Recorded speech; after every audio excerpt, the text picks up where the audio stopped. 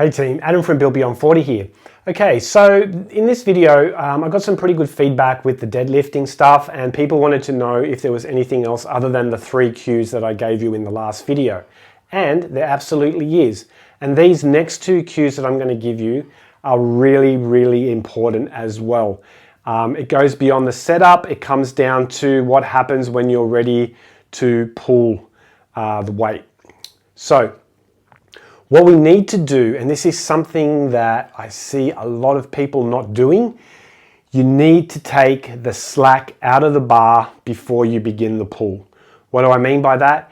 Is that I see a lot of people begin their deadlift and their elbows are bent. Okay, the arms are not hanging straight down and they haven't taken that slack out of the bar. You can hear it. It makes that click noise as soon as you get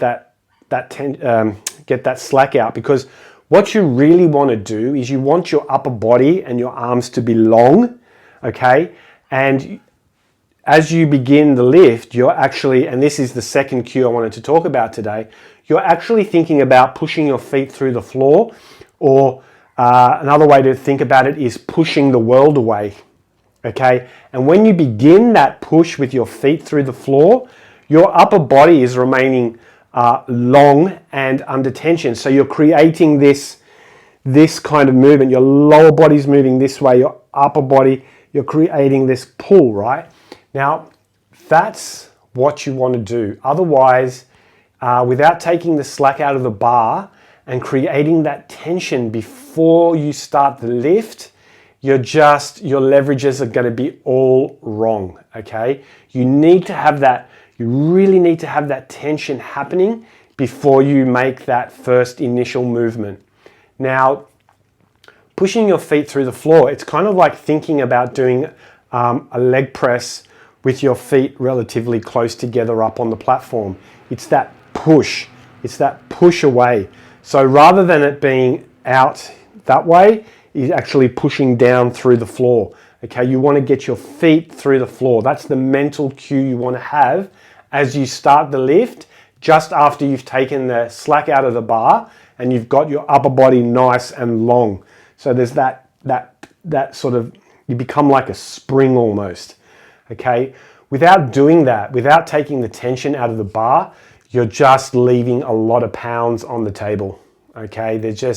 You're not going to be able to lift max loads, okay? And that also works in with one of the cues that I gave you guys last week, whereas, you need to have that bar traveling up and close to that body.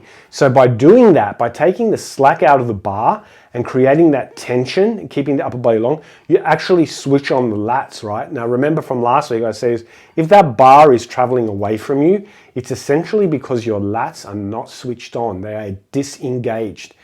Now, as you start to get stronger, and those lifts start to get really hard without your lats engaged, there's really, even if you manage somehow to get the bar off the floor, it's going to start moving. As soon as it starts moving away from you, you're compromised, okay? If that bar moves away from your body, you are definitely 100% compromised, and your lower back, if you continue to lift that way, is eventually going to just cop a massive beating or a severe injury. So you need to take the slack out of the bar, okay? You'll hear the bar click up against the weight, all right? There's that click that the bar makes. You need to make sure that your body is nice and long, while at the same time, you're getting ready to create this push, bringing your feet through the floor, okay? Slack out of the bar, feet through the floor, pushing the world away, okay? That's how you initiate that lift, and then getting that bar nice and close to the body as you come up, lats engaged. All right, so those 2 extra cues are what I want you to try this week, along with the other cues that I've given you. So slack out of the bar and pushing the world away with your feet, pushing down with your lower body, keeping your upper body nice and elongated through the movement. All right, guys, I hope that's helped. Till I see you again, be good.